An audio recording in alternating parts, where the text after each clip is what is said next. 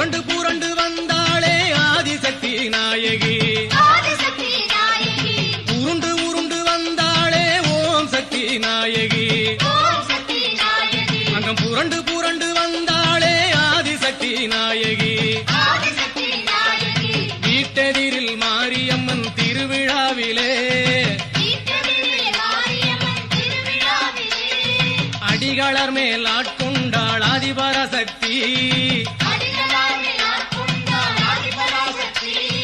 அங்கிருந்தே உருண்டு வந்தாள் ஆதிபராசக்தி, இங்கிருந்த சுயம்பினையே காட்டி நின்றாள் சக்தி, அங்கிருந்தே உருண்டு வந்தாள் ஆதிபராசக்தி.